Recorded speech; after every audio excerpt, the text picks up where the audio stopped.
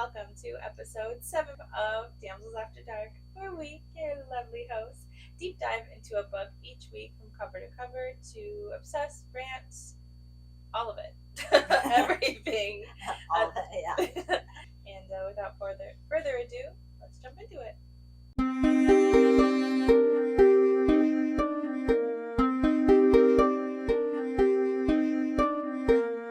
Maddox arrives dressed in his finest attire, and Carden says to him, "Lord Maddox, traitor of the throne, murderer of my brother, what brings you here?" I love that. I do too. I love his sassy. Yeah, I do too. His sassiness. And then he says, "Come to throw yourself on the mercy of the crown. Perhaps you hope the Queen of Elpame will show you leniency." Which I love because, again, he thinks Jude is dead, actually. He thinks Jude is dead. Yeah. He's mourned his daughter. Yeah. And now here she is, the queen. And he's like throwing it in her face. Oh, you could ask her for leniency. Yes. That's such a slap in the face. It is. Mm-hmm. And then Maddox says, I love what Maddox says here. He says, "Daughter, every time I think you cannot rise any higher, you prove me wrong, and I, a fool, to wonder if you were even still alive." Oh my God. Oriana was just like, what the fuck is going on? Yes, because last time Oriana saw her, they were in the camp, and she, I assume she thinks that she successfully helped her escape. Yeah, because I doubt Maddox probably told her that he was the reason why she died. I mean, maybe, I don't know, but I know for a fact that she doesn't think what happened. Yeah, I'm curious how much he would have told her. Yeah. Would he have come back and said she died, or? Well, because he grieved her, so I'm assuming he may have said something to Oriana, but I don't know if he told her all of what happened. He doesn't strike me as a liar either. Well, he can't lie. Yeah, but I guess he also wouldn't strike me as somebody who would be forthcoming of information to her all the time, because they're more in a marriage of agreement. Yeah. Not love. Not love. No, it's definitely not. So I feel like he probably wouldn't say anything. Especially because Oriana doesn't really care for them. No. He's never cared for them. And who's to say Oriana even told him that that was Jude? Yeah. I don't even know if Oriana would have said that. No, I don't think she would have, because I felt like they had some sort of alliance together. Yeah. Her and Jude at that moment. Yeah. At that moment. So I don't think that she would have portrayed that. Yeah. But interesting on that, that they're probably both like, what the hell, at each other in this throne room. Yeah, everyone's confused. But and then Jude then is being perfect Jude, and she says, "Bend the knee," essentially to Maddox. He goes immediately to that. Yes, immediately to that. The Game of Thrones style. Game of Thrones style. Yeah, I mean that's what this whole book has been. Yeah, YA Game of Thrones. Yeah, and then Maddox refuses, of course, because he's Maddox and he's come here to claim this throne. And then he even says that I've come to challenge his crown for the throne. I think, I can't remember, but I think he even kind of chuckles at the idea of bending the knee. Mm-hmm. And he's just like, no, in fact, I've come here to pretty much battle him for Carden for the crown. And Carden's pretty much like, no, I'm not going to duel you. Yeah. It's ridiculous. He's chuckling, I think, as well, and it's at what point is he going to stop underestimating both of these two? I know, because he even acknowledges it. I've underestimated you, and look at how far you've risen. Yeah. And he does it every time he's met her in a higher position. He's like, "Oh, should I underestimated you?" And still here he is, I've come to take this throne from you two naive children. But... Yeah, that's ridiculous. It's ridiculous that he says it under almost the same breath. Mm-hmm. I underestimate you, but here I am again underestimating you. I don't. But for some reason, I think I'm just going to march right in here and take the crown. I don't know. And then, of course, Carden responds and says, "No, you can't take my crown because it's a blood crown. What do you think? You're going to get this?" And doesn't Maddox say something about, Yeah, he says, the crown? No, he says something along the lines, I need your blood, pretty much. Yes. Because Grimson created your crown. He's just going to create me another one, and I'm going to use your blood, pretty much. Yeah. I wonder if at this point it clicks for anybody that Carden needs to be dead in order for that. No, I don't think everybody knows the prophecy. Obviously, Maddox knows the prophecy because he told June a little bit back. But I think he believes that's why he needs Carden's blood, is because of that prophecy. Mm-hmm. Yes. Oh, you're right. Yeah. And then after this, Maddox then takes out his fancy sword that Grimson Yeah. I hate Crimson so much. I don't know too. if I've mentioned that already. He's such a piece of shit in my eyes. I think we did. We talked about how he had the ability to just be by the king's side and get anything he wanted, but no, he still betrayed him. Yeah. And the king even like did all this fucking stuff for him, gave him a free without having to bind his loyalty. And then here Grimson is just bouncing between people. Everybody. He bounced between the teeth, the king and queen of teeth or whatever, the court of teeth, and then he's now assisting Maddox in this bullshit. I don't know. After begging for Carden. Yeah. Got Carden, went to the court of teeth, went to Maddox, and then he was bouncing between his past people too. And all because he wants a name of himself, but he could have got a name for himself from Carden. So I don't understand. It's not like Carden betrayed him and said, I'm never gonna help you make a name of yourself. No, he was willfully letting him. Yeah, which is a smart move because this is a powerful, I don't know what he was, blacksmith? Yeah, he's a powerful blacksmith. I want this guy on my team.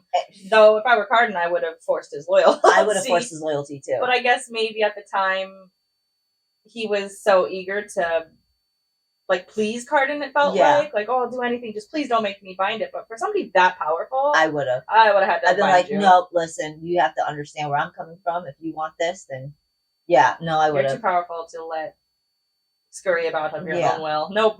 So now he has this big ass sword. Maddox has this big ass sword that's meant to rip the earth apart, I think, or shatter the island or something like that. Yeah.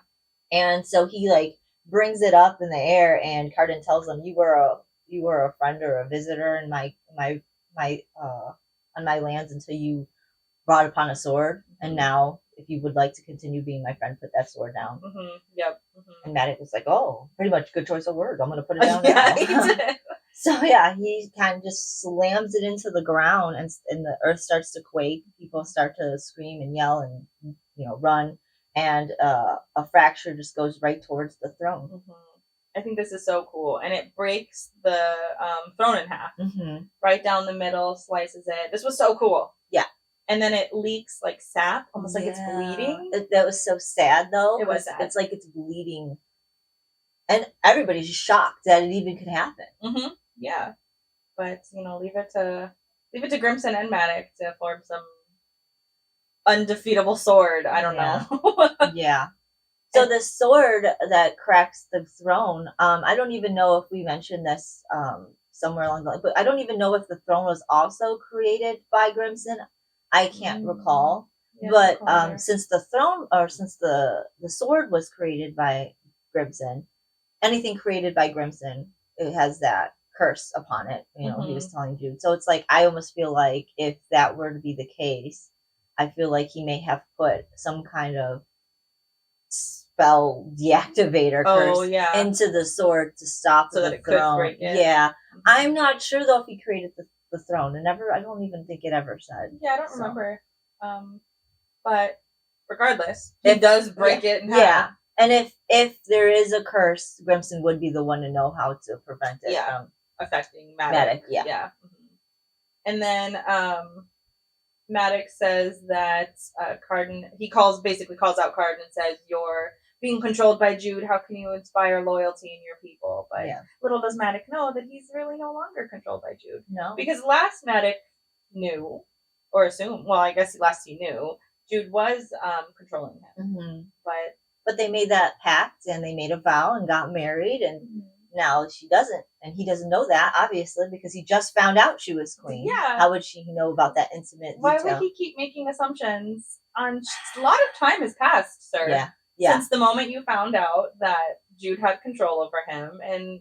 She was exiled and then brought back. Was in your camp, then was rescued and brought back to the castle. There's so much things. I don't know why he would come in there with the same assumptions, but I love that the things, the earth-changing, the story-changing things that they do are always behind the scenes. And nobody else knows about it. It's literally these intimate moments between the two of them. When she first gets this bargain from him, when they release and get married, nobody's privy to their plans. Yeah. They're just changing rules up behind closed doors and bringing everyone else along the ride for them. And it's crazy to have them believe that with the moments and times that they're together, especially Maddox knowing that you can control, thinking that you can control Carden, why he would still think that there was any way he could work and finagle around them when they're the reasons for everything. They're the king and well, he just found out she's the king and queen. But if he's seeing her right then and there, he should understand that he doesn't have any ability to thwart them. Yes. They're working together. Yes. Even if Jude was controlling him, she's working with Carden, like you said, in between the scenes. He would not know. He would not know what she's going to do next. And he's, in my opinion, being that he's a commander, he's slow moving. Yes, I was just about to say that. These two they're on it. They're fast paced. He's slow moving. He's old news. He's an old general. He doesn't know what he's doing anymore. And also, as a general, you think he would have put this into his cards at some point, because what else? Why wouldn't she have put this in her? If she has the ability to control the king, why wouldn't this come to your mind that this is a position she would want to be? Whether or not she knew that should still be in your table of options. And it feels like it wasn't even on his table. No, he wouldn't have thought. He didn't even think it. Maybe because she's mortal, and even though he loves his daughter, toxic love. Even though he toxically loved his daughter, I don't think maybe he thought she was mortal. There would never be a chance for her to be queen. But he should know he underestimated her. There's no chance, and she's controlling him. And she could have controlled that. Like, at the end of the day, that should have been his go. He should have seen that coming. And I maybe not would have expected this of other characters, but for somebody who is written this way to be a general, to constantly be scheming, and I would expect that from him. And knowing that his daughter is constantly striving for power. Yep. Why? I don't know why he would be oblivious to this. Yes. The only thing that I accept of him being oblivious is the fact that she's alive. Because I do understand that he didn't, because at the time he didn't know she was queen, so he didn't know the earth was going to heal her. No. The wound she received was a mortal wound. And even nobody else also didn't believe that she was going to get healed by the earth. No one, even Jude, knowing that the king could get healed by the earth, she didn't even know, and she knew she was queen. Yeah. Until that moment. She's like, well, I might as well fucking try. Yeah. Yeah. I know. So, Maddox, I don't know, you're failing here. You're too old in your old age. You're slow moving. Get with the picture or get out. Get with the picture about. You need to retire, bro. Yeah, you need to. So then he says that she's controlled, and that he says that Carden is being controlled by Jude, so therefore he can't inspire loyalty. Carden retorts that he is being controlled by no one. And then he also, so Maddox then comes back and says, essentially almost like addresses all of the subjects and makes this whole speech about if he's earned their loyalty, and he demands that Carden force his people to choose him, essentially, to see, do your people actually want you, or are they just forced underneath your rule? And also have them know that Jude is controlling you, and blah, blah, blah. Yeah. And the thing is, too, is like when he's saying this, he's like trying to show, he tries to throw his credentials in front of Carden. I've done this and I've done that. What have you done? All these people are loyal to me because of all the things I've done. I've proven myself to these, to the people. You haven't done anything. And he tried to throw it in his face like, he doesn't say he's a drunken fool, but like he just tries to say that with so little words. Because that is true. Maddox has over the years inspired a lot of camaraderie with his people, and the Red Caps have done so much shit in battle that they've, that they're a group of people who are very strong and loyal to each other. So that's how he was able to get people on his side. And so he quickly. Was the Grand General for the previous king, so he does inspire a lot of people. Yeah, a lot of people back him and are behind him. I mean, a lot of people were a part of the initial sort of coup that happened that were his people. Yeah. So he does have some people. He's right. And Carden has a whole lot of nothing. But at the same time, I think Maddox forgets that Carden has been coming a long way since, he doesn't know that when Jude was no longer in control of him. Yes. But what's even funny to me? He knows that Jude was exiled. So he had the ability to not be controlled by her for a good chunk of time. Yep. So I don't understand. And when she was under the sea. Yes. Yep. He knows that too. Because that's when he found out, was right before she went under the sea. So he knows that there was chunks of time that Carden did not have Jude by his side. And he forgets that. So he had, at that moment, in my opinion, that's when he had his time to be the king he wanted to be. And also, people were there witnessing these times when Jude wasn't around. So he was ruling very clearly out of Jude's control. Yeah. So Matic is coming. Matic. Yeah. You're just all throwing over the place. shit out there. You're just throwing shit out there. You're trying to keep Carden like an 18-year-old when he's clearly well surpassed who he used to be. And I think he also challenges him to like a fight as well and says like, Carden's like, and he's like, if you don't risk fighting for the crown, then the arrow will burrow deeper into the queen of the sea. That's right. Forget about that. Okay, whatever. And so essentially, Carden does the best thing here, where he, instead of placating any of this nonsense that he's saying, he does rise to the challenge and takes his crown off and says, a king is not his throne nor his crown. You are right that neither loyalty nor love should be compelled. I am the High King, and I do not forfeit that title to you, not for a sword or show of my pride. It is worth more than any of those things, besides which 2 rulers stand beside you, and even had you cut me down, one would remain. Yeah. I love this idea of like, okay, like I'm going to call your bluff. But you're going to have to duel your daughter too. You have to duel your daughter. Yeah. I love that he recognizes her immediately. Like, 2 rulers are here. So you forget yourself. You forget yourself. The queen is here. And your daughter, mind you. Like, how big of an asshole you think you're going to just duel me? Well, you got to... Yeah, you're just going to run me out and then that's it, you win? No. Because Matic can't just, throw Carden down for that. The earth is tied to the king and queen. So even if the earth is not going to accept him because the ruler is now going to be Jude. If he cuts. So Carden in so many words, you forget yourself. You have a queen beside you as well. 2 rulers that you need to cut down. And I love that. I think it's right here. Well, okay. I love that he is basically calling Matic's bluff to prove, because this is the portion now where he's going to prove that he does inspire loyalty amongst his people. And then he tells Matic that he acknowledges that there is a prophecy about him and that he's going to be the destruction of the crown, and he knows that. And I think, does he have the people vote for him first before he breaks the crown, or does he break the crown and then have the people? I think he breaks the crown first to show like this crown means nothing, because that's what he says. This crown is nothing. It's the people. You're right. Yeah, he's saying essentially Matic is right. It is the people that decide. So this crown is nothing, and breaks it. And to Jude's horror, because she knows that Grimson's stuff comes. Because I think she's the only one in the room that knows about Grimson's curse. Yeah, other than Grimson, who is also in the room with her. I forget. But I love this part before we jump to what happens. I love this part because the people choose him.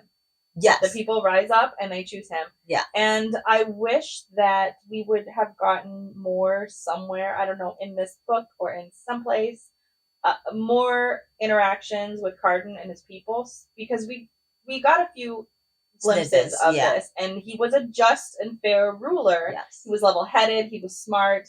So I can see where he developed that, but I almost feel like I didn't get enough. Yeah. Because I wasn't sure that they were going to choose him. Yeah. And I was almost shocked that they did choose him. And I wonder if, and I think we kind of brought on that before, I wonder if there was a reason for that. The author probably wanted us to feel that, because we're in the POV of Jude. Yes. And Jude doesn't even know. Yeah. And she's kind of weary, like, oh my God, not just because he broke the crown from Grimson's curse, but because is you really going to pick him? Because the fucking Carden I know right now, I wouldn't fucking pick. And the Carden she would think other people know are the same one she knows. Yeah. So, I guess you're revelry type of person. Yeah. Because even he was showing up to, even when he was like poisoned though, he was showing up to his revels, and it's almost like people were expecting that whole like drunk scene. Nobody thought he was poisoned. They were like, oh, he's fucking Carden. He's drunk again, falling on the floor. But you're right. So she probably did do that intentionally. I wish I would have had more security right here if they were going to choose him, but I 100% agree with you. That's probably why she wanted us to have that. I feel like in the coming novellas, that's probably where we should get it. Mm-hmm. But I don't know if we will. Yeah, But it would be great to have gotten it after the fact. Yes. Like, okay, you want to put me with that anticipation of, are they going to choose him? Are they? But can we at least get something after that into like? I want to see. Yeah, how I want to know. Ruling during these times. Yeah. I do. I just want more. I got what I got. I really liked. I just wanted to see a little bit more. I really wanted to see also how he dealt with it without Jude. Like the undersea part during his exile. I really would like a book purely for those. Yes. It might be a little boring, but it's still, I would like to know. Yeah. Maybe it wouldn't be boring. I don't think when she was kidnapped. Oh, no. I don't think that would be boring. Like, I want to read that. I want to know what was going through his head. I want to see the exile, that desperation for the girl he loves. Like, I want to read that. Even the exile, it might be kind of funny. Like, he's just like, why is she not here yet? She hasn't responded to any of my letters. He probably wasn't ruling. He was so in his head, like, where is she? Why is she mad at me? She was supposed to think I was so smart. Yeah. So stupid, but it's so smart. Yeah. And it sucks too because the views that we did get of him ruling were on like small things, like the argument for the instrument that they were arguing over. I wanted to see him make like big decisions. I want to see what inspired this loyalty. Yeah, and again, maybe it didn't have to be here in this book, but it could have been in the novella. Yeah. But anyways, so he breaks the crown. Yeah, much to Jude's horror. Yeah, she gets super because she's the only one beside Grimson. Who knows? And after people choose him, which is great that they did right before this happens, because now it's set in stone. He is the ruler. There is no doubt about it. Ipso facto making her the queen by because he chose her. So now, yes, because they choose him knowing that was going to be their queen. Yes, which is important, super important. Yes, super important. And so even Maddox knows. Maddox, who is challenging Cardan and said those things, allowed him to be nominated by the people. He was fully chosen, Maddox, by the people. Him and his queen. Yeah. So leave him alone, Maddox. It's chosen. Anyway, so now Cardan and Jude are looking at each other. And all of a sudden, Cardan's face just deforms. His mouth just like cracks. And his eyes start like from his mouth. Like a horror movie. Yeah, I was scared. And then his eyes just start bleeding sap like the throne. And out comes the serpent head out of his mouth, and his body just starts changing into I was terrified. I was terrified right here. I was like, what is going on? Right when his jaw opened up and his eyes went black, I was like, no. I did not see this happening. No. I was fucking shocked. I had to read it like 3 times. Yeah, I did not have Cardan turns into a serpent on my bingo card for this. No, me neither. I was taken aback. I couldn't believe it. And of all things, a serpent. A serpent. Yeah. Which is, it's funny because that was the thing in the last book, and so now we have a snake theme here. I mean, on the cover of the book. The cover of the book. Yeah. So but like we were forewarned. Yeah, but I wouldn't. Serpent. And the funny thing is like I didn't even know why a snake was on the cover of the book. The crown is even broken. Yeah, the whole thing right on the cover of the book. And the blood from the earth. Yeah, I don't know. We just didn't pay attention. No, they said never judge a book by its cover, but maybe we should have. Yeah, maybe I wouldn't have been so shook that there was a snake coming and a broken crown. Yeah, I don't know. Broken crown. I don't know. So as his body's turning into a serpent, everybody's just shocked and just like screaming and yelling. As you would. Yeah. It's like, what the fuck is happening? King just turned into a snake. Yeah. And I think at this time, Maddox is even saying your king is no more. I don't remember the whole. Yeah, he basically says the king is no more, and whoever kills the serpent gets to be. I like that he just makes up a rule. Yeah, whoever kills the serpent gets to be the king. Yeah, like what? Maddox and his just like made up shit. Like that's your fucking king. Yeah, and maybe not one that you care because you came to kill him, but like you're announcing this as a rule to the room. Like, what the fuck? Like it's some weird horror game that's just I don't know. I don't know. Trophy. I don't know who. Kill the king. Get the crown. The crown is broken, so I don't know. And the throne is broken. Everything's broken. Stop fucking around, Maddox.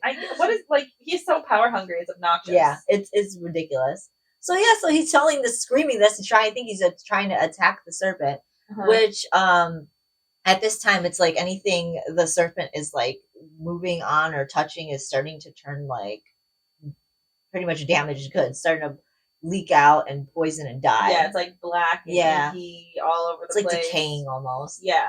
And so everybody's trying to attack the serpent. The serpent's going crazy. And I think at this time, the serpent just like zeroes in on Grimson. Yes. And just eats that fucker up in one bite. He knew. At least I think that's what he did. I think he did too. One gobbled bite. Yeah, I think that's what he did. And I think at this time Oak was there and he was running towards Oriana, I believe. And Maddox and Jude are both trying to, I think on opposite ends though, are both trying to stop the serpent from going after Oak. Mm-hmm. And I think Oak does make it to Oriana, and I think they leave. But Maddox ends up getting injured at this time. I don't really think he's fighting the snake. Yes. And I think we have in here a little bit before that Jude tells everyone very loudly that she is the queen. To stop panicking. Because they're fucking freaking out. And she calls Maddox out saying, "You are nothing but a traitor." Yeah. And then that's when I think the snake starts to move and Randall joins Jude's side, and then he like draws his sword or something. And the big. Oh no, yeah, because the sword's still on the ground. Or it draws some sort of something. I don't know. I don't think he took the sword from Maddox draws his sword from the earth, so he pulled it out did of the pull it. earth. Okay. I was gonna say I know his sword's still on the ground. I don't know, maybe he got backup sword. In general, I would probably does. I think he's got swords all over the place. Yeah, I mean, he's in his finest attire. That is true. In his finest attire. I mean, I would imagine he had the big crazy one on his back, and then he's got like a side one on his side. like a saber thing. Yeah, saber sight, a saber knife, a saber knife, a saber sword, a saber sword. And then, as you say, the saber. I think he goes to like. I think he goes towards Maddox, but doesn't. He wasn't going towards him to attack him, but that's when he like rolls over his leg. Yeah. Carden rolls over Maddox's leg, crushing it. Yeah. And then he goes directly to Grimson and just eats that fucker right up. Gobbles him. Yum yum. Yeah. Fuck that dude. Yeah. Fuck that dude. Yeah. Good. I'm glad. I was happy. Yeah. That was his ending. It should have been a lot sooner, to be honest. But it was. I mean, he dies from the own curse he created. That's beautiful. It's poetic. That is one of the most poetic things in this. That's right up there next to when she was getting married to Carden with the blood under her finger, with his brother's blood under his fingers. Like that was my favorite poetic. She didn't even tell him yet. No, I murdered your brother, but yes, let's get married. Let's get married, and then the next morning. Yeah. Anyways, no wonder Grimson was exiled. He's a snaky little fucker. Yeah. He should have been turned into a fucking snake. And I think this is really interesting too because Carden doesn't kill. No. But Carden did make an exception. He was like, fuck this guy right here. Yeah, even in snake form. Yeah, he did it. Well, it's almost like, well, you turned him into a snake and he wasn't a killer. That's what you made him into one. And, it's I don't know if Carden knows, but that spider that he turned that earring into, or the spider that came out of the earring could have killed him. Yeah. It was for him to kill him. So so he's planning Carden's death for quite some time, and now Carden got to him. So I'm glad Carden made an exception to his rule there because he needed to die. But yes, that was very shocking. So all this commotion is happening, and then she pretty much says everybody needs to get out of this room. Yeah. We need to go to because I think they're in like obviously because the throne was just cracked, so they're in the throne room, and then she needs to move them to a different room, and then she goes to her sister. She gets everybody out. She goes to her sister, like essentially we're meeting in 5 minutes is what she tells everybody. So she goes to her sister and says, "Hey, because you did all this great stuff, I saw what you did at Locke's house. Yeah. You really presented it well. I need you to set something up so that it looks like I have authority. I need the best backdrop to continue to give this illusion that I have authority, because right now her statue as her status as queen is sort of in question because a king really isn't a king anymore. So she's just so vulnerable. Like, she's easily, in everybody's mind, she's easily killed because she's immortal. So she really has to give off this air of, I'm still in charge, I'm still the boss, I need you to respect that, I need everybody to just sit down and view me as queen. Yeah, and her father is still trying to combat her on the situation. So he's still saying, I need to kill the king, I'm going to be And so he's letting out this bullshit rumor, because who's to say that killing the king is going to make you king anyway? Oh, yeah. So, I mean, yes, the throne is broken and the crown is broken, but that doesn't still mean you're king, because they still pledged their loyalty to Cardan, which means that she's still queen. And so Maddox challenging not only him, but her still, and there's that whole thing. And so now people are wondering whose side that they really should still choose. And so, yeah, so Taryn making this whole throne room is, just to make them feel like she's still relevant into this whole thing. And also, I want to say this time, Oak is her brother, who is still the family line to the, still has that family line and heir to the throne if something happens to either one of them. Yeah. So Oak is with Oriana, and I think they're away from Maddox. Yes. And Maddox is injured at this point, so I don't know where he flies off to. But he's not there. No. I think he's gathering forces up to try and get ready to kill. Yeah, he goes. I think goes back to his little camp. His camp that he's got to gear up to kill the serpent. So you got Jude doing her thing to gear up to get everybody to calm the fuck down and to get the kingdom sorted out, and Maddox is over there making his bullshit stuff. And then also, at this time, people are kind of breaking up in little groups, trying to figure shit out, and that's why Jude is like, oh, "Fuck, I got to get this together as soon as possible." So because now the kingdom's vulnerable. So yes. That's why she's in such a hurry to get people into the throne room to continue to keep this hold on the people. Because if they feel like their king's gone, then they're more likely to go over to Maddox's side, or I don't know, break off on their own or something. Yeah. So she ends up getting into the throne room. I think she has a quick conversation with Grima Mog before she gets in there, because right now she needs a general. Yes, and so Grima Mog is telling her to just, because she's kind of panicking still, and Grima Mog's like, just knock it off. You are the one that's going to hold us together. You are queen. And that's who gives her the pep talk for her to realize, I am the queen. I need to get this shit together. And I think that's when she puts her in charge of making sure that Cardan's being watched, and I think that would mean the whole guard is watching pretty much. So Grima Mog has become essentially the I don't know if she makes her general at this time. I think she might, because she's saying that she asked Grima Mog to be her grand general before they even go into the throne room, or the pseudo throne room at the time. So so she has Grima Mog pay attention to the serpent's whereabouts. I think Fan is part of that because she's her personal guard, and so they do that together. And then what was I gonna say? Yeah, so I think right after that, she makes a little list of people who can enter into the room where the actual throne room, where the serpent is, and it's a very small list of people, pretty much not only to protect the serpent from possible, like, whoever trying to kill her husband, but she's also trying to protect anybody else from going in there and getting eaten, as well as just trying to leave it the fuck alone. You don't know what's going to happen in there, and to keep eyes on it, to know what it's doing, where it's going, because it can escape. I think it did escape. It does, yeah. I think it did right as soon as Grimson was eaten and everything happened. I think the snake escaped. So a list of people who are allowed to go inside, and then so Jude still doesn't know what the fuck's going on, trying to contemplate life, and she's just like, there's got to be a loophole.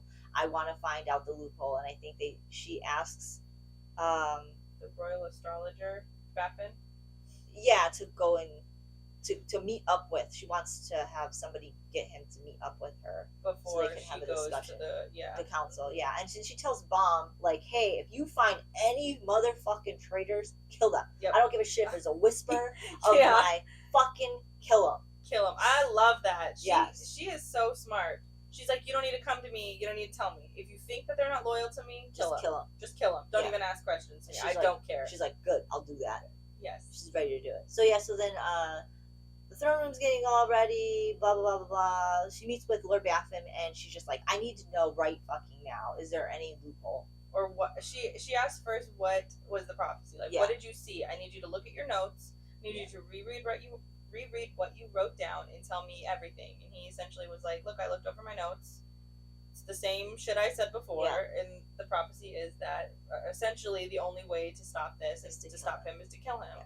Because at the end of the prophecy, again, it says, only through blood will a new ruler or a strong leader rise, or something like that. So that continues to be sort of all everybody is telling her. Every time she reaches out to sort of look for is there another way through, everybody's just you gotta kill reiterating him. this. You gotta kill him. You gotta kill him. You gotta kill him. And the crazy thing is there is a theory running around right now. I think it's Grandma Mog tells her like, "Hey, there's a theory running around right now that if the snake is killed, you will be the new king," which is so funny because the actual theory, the prophecy is a great ruler will come from the blood of Cardan. That doesn't mean it's them, but like it's crazy how that's interpreted so many different ways. Yes. So it's that's what's sparking a lot of people to want to try and kill the snake right now. So people are roaming around trying to find the snake and kill it. Yes.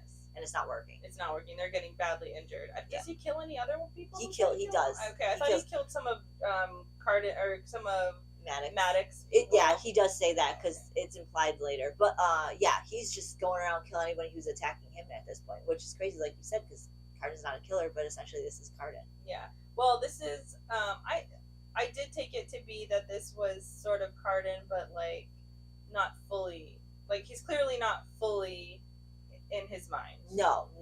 So there's some sort of instinct that is taking over, and I think they even allude to that later. Yeah, he was not present in his mind. Not all the time. Not all the time, and so it does make sense that he's killing all these people. Though the fact that he just went for Grimson right away kind of shows that he did have a little bit of control because he really picked specifically. He could have killed Maddox. Yeah, no, didn't go for Maddox. No. He went right for Grimson. He did pick. He did pick who he killed. So I think he had I think that's where his mind was, is still what choice he had. He didn't choose to kill certain people. I think the choice to kill was not necessarily, how do I rephrase this? He was going to kill. I think he just decided who that wasn't going to be. Now, who it was going to be, who it wasn't. Yeah. And so I think because he just like, I'm not going to kill this person, I'm not going to kill this person, but that motherfucker, I don't care about. Killing that motherfucker. Yeah. But then also, the other people who are attacking him, I mean, those are people he just has to kill. He doesn't really have a choice because they're not going to stop until he's dead. So, I mean, that's self-defense really all in his point of view. So so Taryn makes her new throne room, and I think that's when they start having their whole conversations about all of this. And when she enters in the throne room, she's like pretty amazed by what Taryn did. She's like, oh shit, this is actually really good. And I think she did very clever things, like put her up a little bit higher, so she's like looking down on people, so she has this air that she is 100% the ruler, which is so smart. This whole scene is so smart. Of everything that Jude's trying to do right now, immediately kill the traitors, immediately set this throne room that gives her this like menacing power. Like, this is all so smart.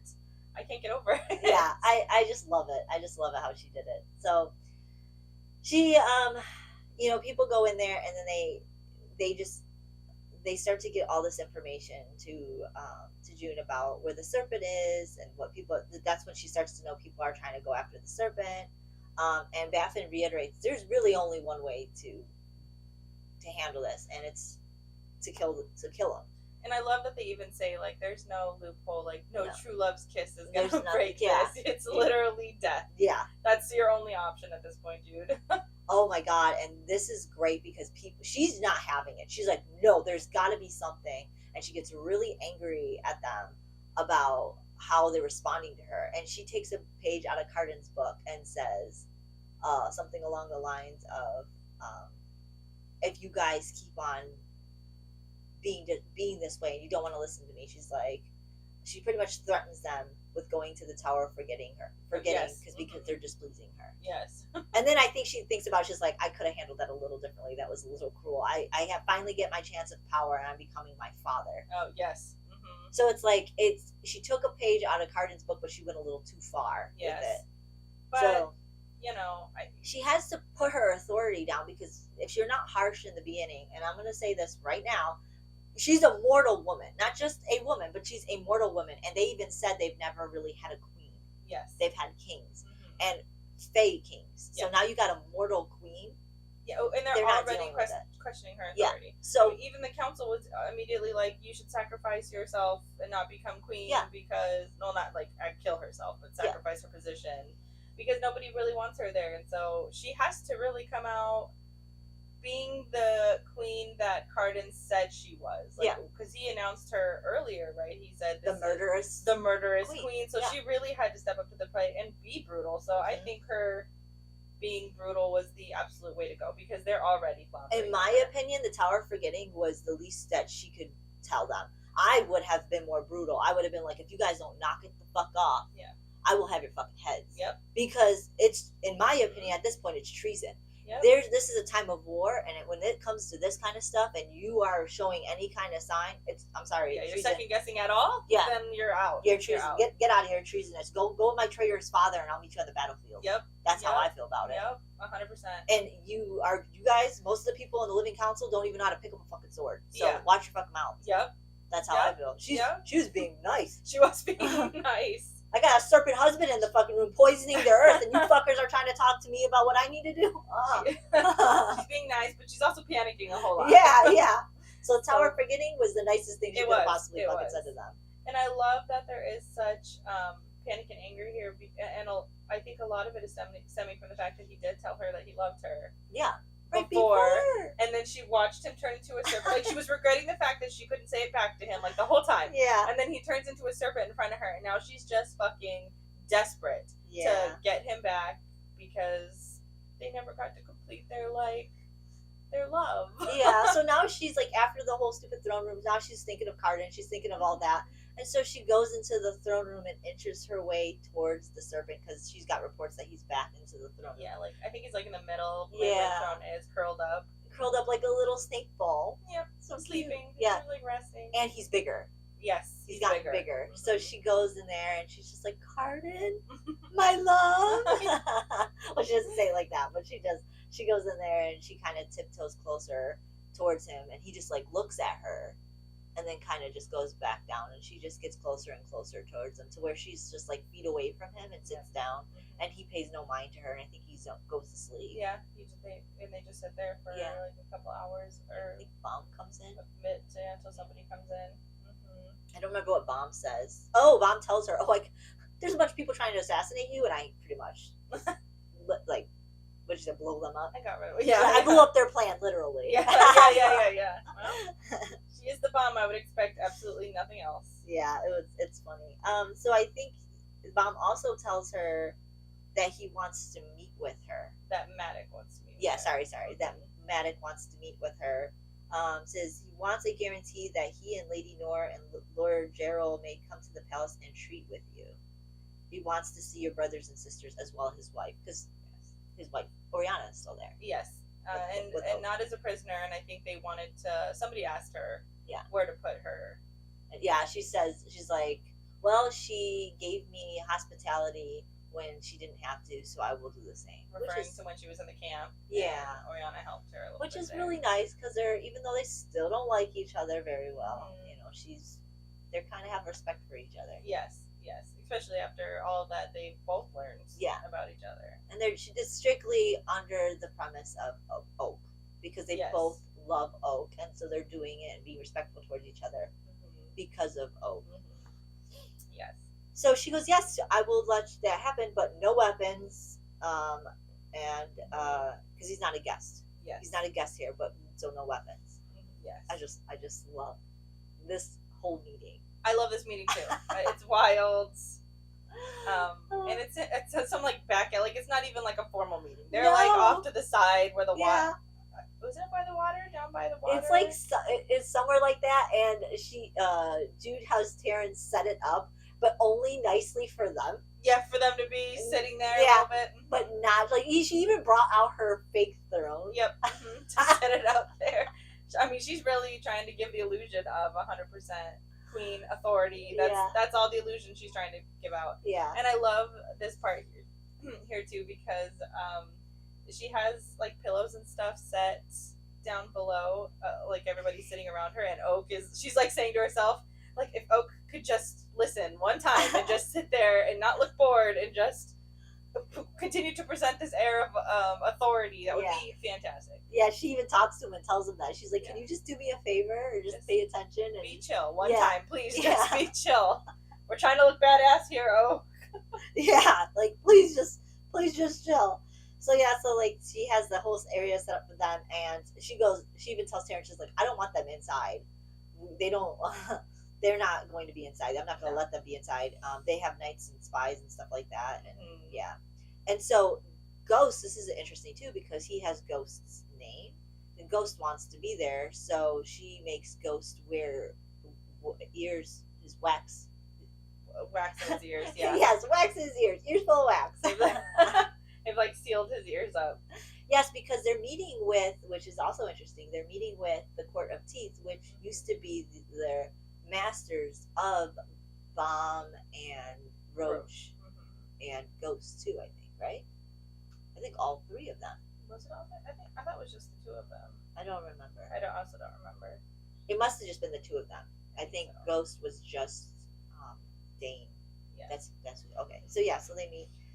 So they end up meeting. They get there, and Matic has a noticeable limp. Like he's hurt. Yep. He's fucking hurt. Oh, a huge ass snake fell on his leg. Yeah, and this is when Queen Surin, they're the child of Lord and Lady, whatever their fucking name is, is there, and she's. Did we already describe what she looks like? I think we did. Yes. This is the second time they're seeing her. Yeah. Does she have it on? I thought they took it off of her for this. I think her skin looks still sunken in. Yes. It looks like it's like I don't know. They pulled it out, and I think the remnants of where it was like sunken into her skin are still visible. Her skin still looks very like gross and sore. Because I remember Oak feeling. He does at this point, feeling like, oh, we need to help her. Yes. This is the first time Oak sees her. Jude's seen them already when she was with them. But yeah, so they pretty much have this. Jude tells them, if you want to sit, you could sit. Otherwise, on the fucking floor where you belong. I'll get you cushions. I would not. Cushions. No, you're a traitor. You're lucky you're not a prisoner. Yeah, pretty much. But essentially, they're there because they're trying to make a treaty with her. Yeah. Matic wants his family back together. He doesn't like what all of the consequences of his actions have done to tear his family apart, though he doesn't say any of that. He's just like, I just want my family back. I miss how we used to be. All bullshit. Like, yo, this is all your fucking... It's not all your fault, but it's a large part of your fault. Like, what's happening at this exact moment is your fault, because you started this whole war, but, everything that led Jude to where she is might not have all been his fault. But, like, come on. I think the most important part of this is what he says, is I was always wanting to rule, but I don't mind ruling via my kids, too. Now. Yeah. Now that he's lost. Because he was going to rule through Oak. That's what he was going to do. But now he realizes his daughter is queen. She's already established it. So he just thinks, why even bother fighting and combating each other when I could just be your advisor? Yeah. And he's like... he thought that was going to work. Yeah. He's like, there's a way we could do this. Is I could give you something as a truce. It's from the Court of Teeth.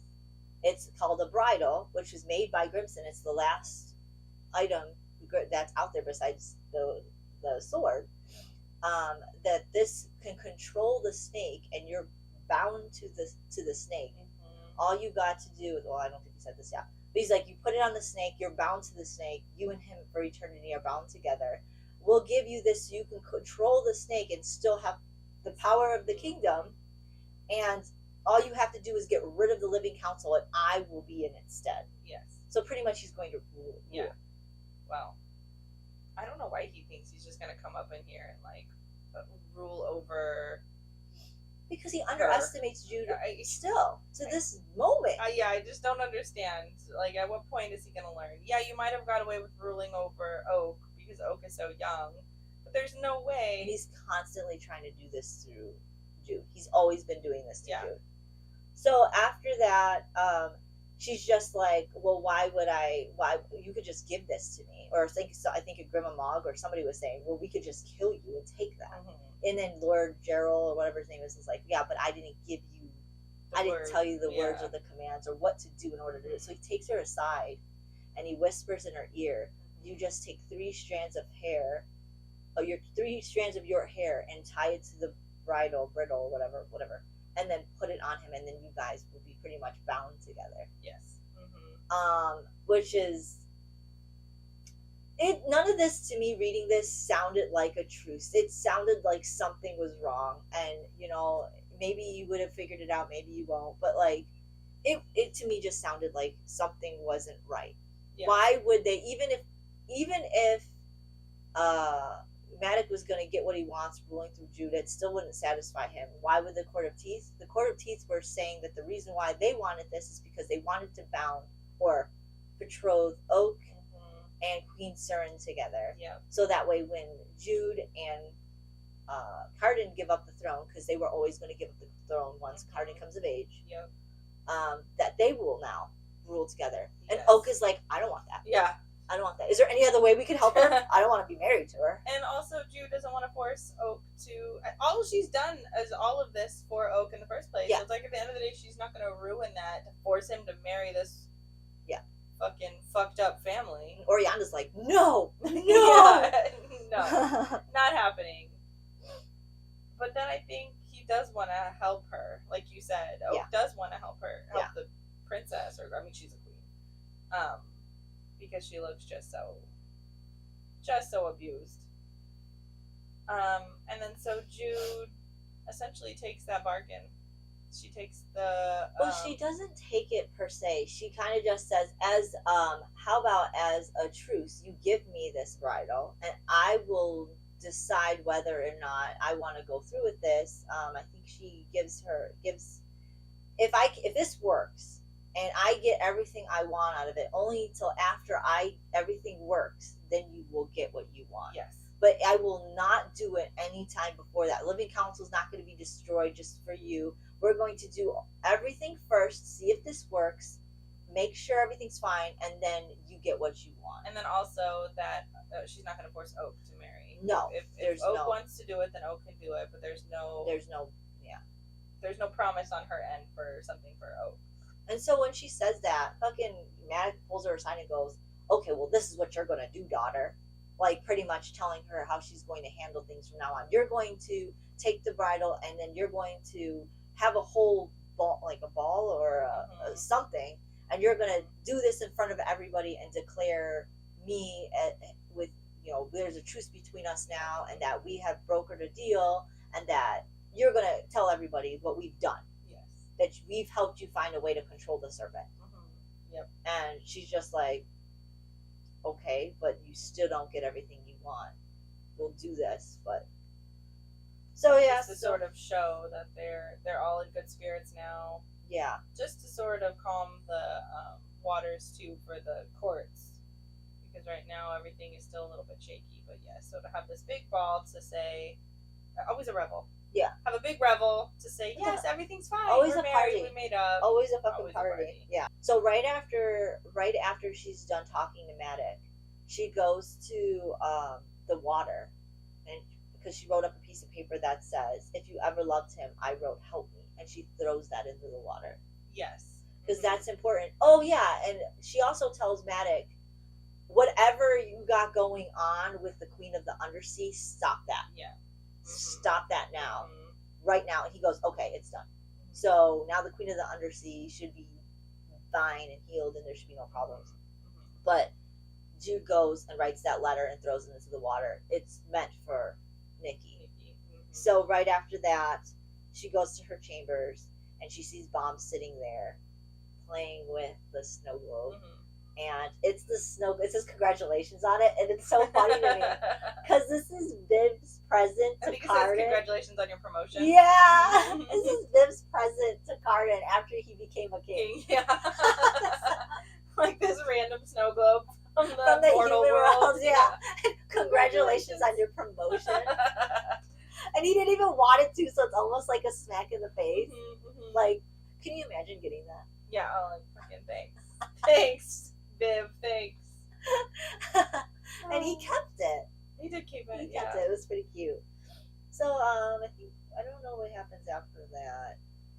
Oh, so Bomb is there asking Jude for help to see if she can try her magic to heal the bomb, because the bomb is still not doing well. He hasn't woken up from being poisoned when he went to rescue Jude. That's right, and that's important too, because the reason why Bomb came there is because she was she was present. Was she present when? No, she wasn't. She heard about how she healed herself. How Jude healed herself. Yeah, Jude healed herself in the woods or whatever. Mm-hmm. So, she wanted her to do the same. And yeah, she goes there. She tries. She tells him, "I don't know if I can, but I will try." And which is crazy to me that they were surprised that she would try. You know, I would think that they would know that she would do anything. And she even tells him, she's like, Yeah. I would do anything if I could get him to be healed. Mm-hmm. So, she does. She tries to go back and I think it's worth noting. I think before this, doesn't she go to the throne room and she tries to? I don't know if it's right before this, but maybe it's the first time she went to the throne room. I know. She tried to heal Cardin with this same magic. She tried to like harness it, but she doesn't quite know. It was before this because I remember thinking it must have been the first time she went to the throne room.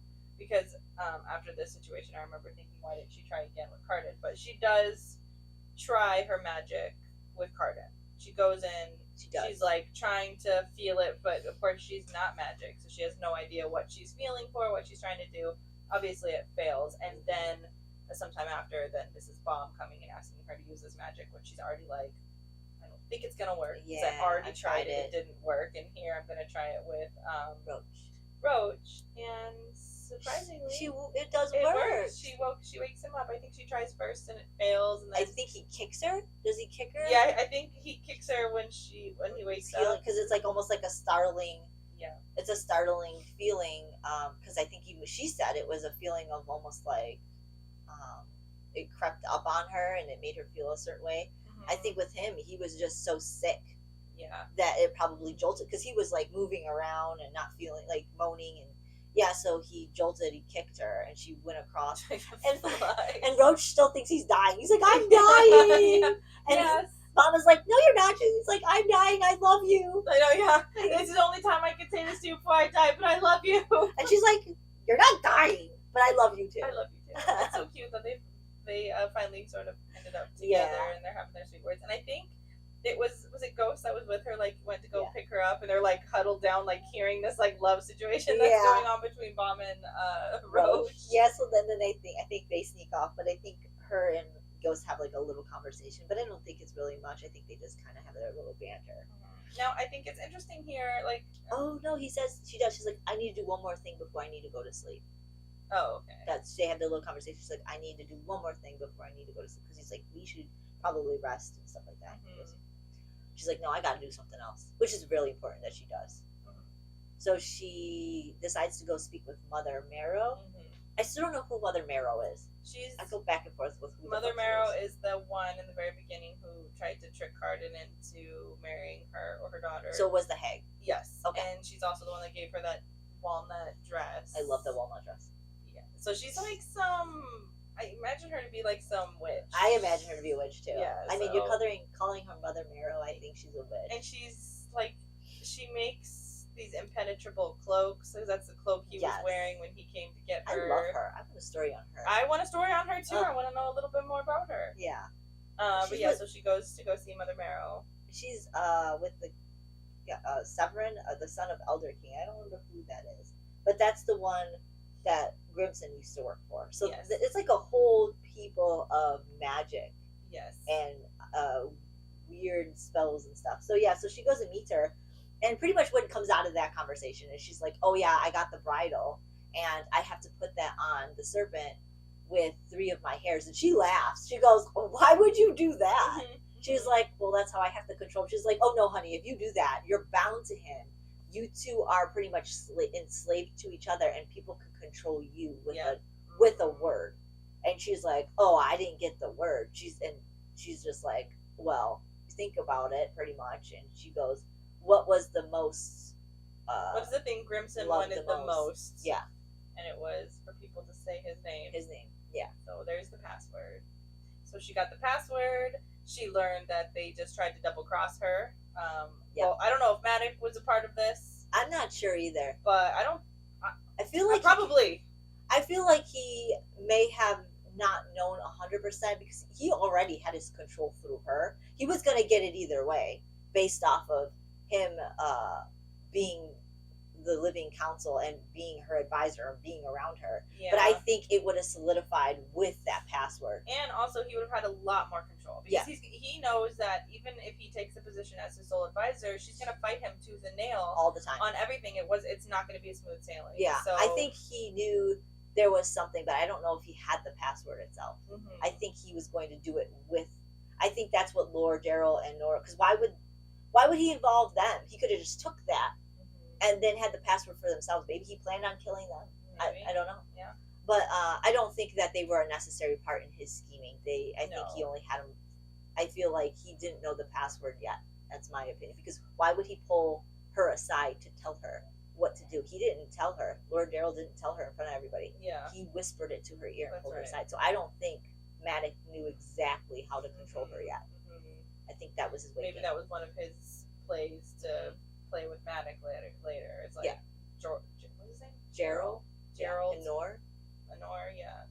Maybe that was their piece for them to play against. That's what Maddox. I think. Yeah, that's what I think. So I don't think he knew entirely. And she even says, I don't even know if he knows entirely, but definitely the Court of Teeth knew. Yeah. Oh They're yeah. Traitors, They were 100% trying to grab control of Jude and the king. Could you imagine? You have both of them together under your control. Yeah. And just this chance encounter saved her ass. Yes. Well, she planned to talk to them, so she knew that in the back of her mind something still didn't add up. So she knew. I'm just glad that she thought of that because I wouldn't have thought of that.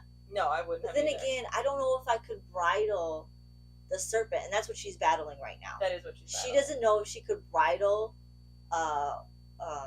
Cardin to eternity to her because she already had Cardin under her control, and he didn't want it. And he didn't want it, and he pretty much told her, "Let me have my freedom." And this is a man she loves now. Like she doesn't want to control like that. But she doesn't want to lose him. She doesn't want to lose him either. So what do? You kill him or you bridle him and control him. Mm-hmm. So she's battling. She's like, I don't want to kill him because that's still my Cardin. But if I control him, how would he feel if he ever were to come back? Mm-hmm. Because she still thinks there's hope for him to come back. Yeah. So she's just searching for answers, and I feel for her in this. Yeah, I do too. It was rough, and I for a long time thought she was going to like kill him, and then I thought she was going to bridle him, and I didn't know literally until the very end what the fuck she was going to do, and I was panicked on both because I didn't want her to do either. I mean, because I saw both sides. Like, yeah, of course you want to. I'm just gonna say you want to leash him because then you get him forever, and then there's a chance that you have a longer time to be able to figure out what the solution is to this. And so, yes, I wanted her to do that, but also again, you're taking away what he would absolutely cherish the most, which is his freedom. And so at this point too, she has this so-called truce right now that the deal is that he has to be bridled come that night. I think that evening during a banquet. And so that she's supposed to do this whole banquet speech and then bridle him at that time to show the kingdom that she has control over the king and that she is queen. So she doesn't even have that much time not to bridle him.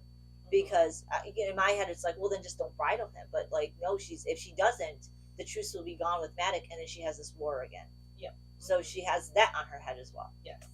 All these pressures. Yeah. And she said to Maddox, why don't you just bridle him? Why are you doing it through me? And she looked in his eyes and realized he's already tried. Mm-hmm. And it's not worked. And so she even asked Maddox, how many people have you sent to their death? And he's just like, a lot. Mm-hmm. I've tried many times. We've been trying to kill the snakes that popped out or bridle it or whatever the case is. But it's good to know, like, there's Grimamog and Fan have been sending reports to Jude telling her where the serpent is and where he's going. But he always ends up at the throne room. And I think right now the throne room is snowing. Yeah. Yeah. Which hasn't snowed in forever there. So like I don't know what that's supposed to symbolize, but he just keeps going back to the throne room pretty much. And her, she keeps visiting him. And they tend to still have this bond even though he's a serpent. Yes. And she knows it.